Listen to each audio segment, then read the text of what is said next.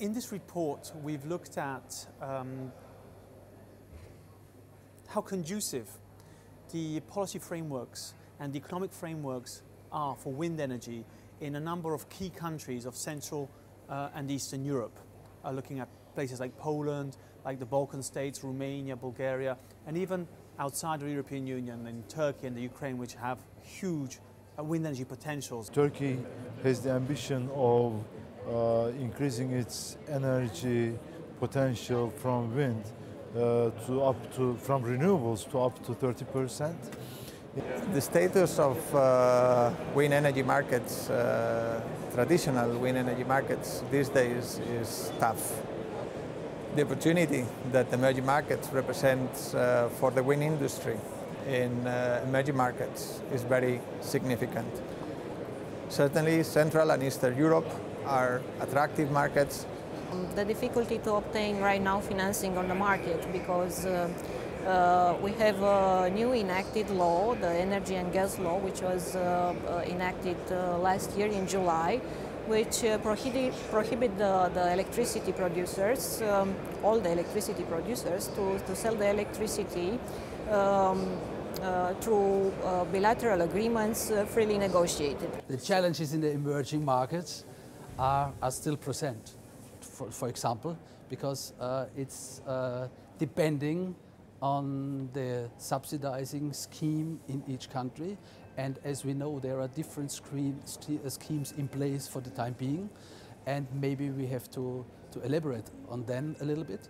Looking outside the emerging markets, for example, Ukraine or Russia, especially Russia, the appetite is not that great for renewable energy. If you look back 10 years ago, which we also saw in our study, there were 15 megawatt in place, and now there are not more in place. The thing is, medium-long term, the industry has to go outside of Europe to sustain the same level of growth that we're used to.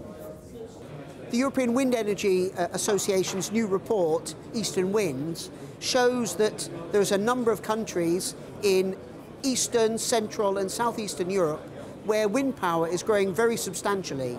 These are countries like Romania, Poland and Turkey. And there are other countries still in the same region where the potential is enormous. Ukraine, for example, is beginning to look at its wind power very seriously. And also Russia, which potentially has the world's greatest wind power resource. Well, that's one for the future. Russia government still needs to develop that. And at the moment we see some policy frameworks are extremely shaky. Sometimes they invite a lot of wind energy and then they stop, then there is a support mechanism, there isn't a support mechanism, and this really needs to be stabilized out.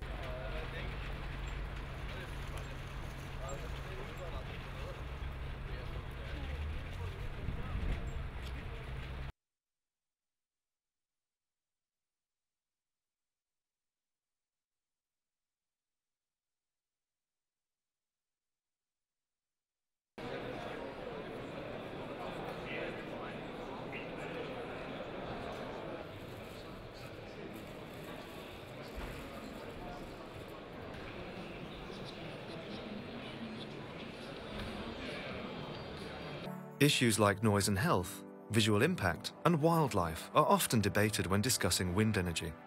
But what are prejudices and what are facts when discussing the benefits of wind energy? Prices. And with the increasing economic effects of global warming, the big question is, how do we invest our money to get the most out of our...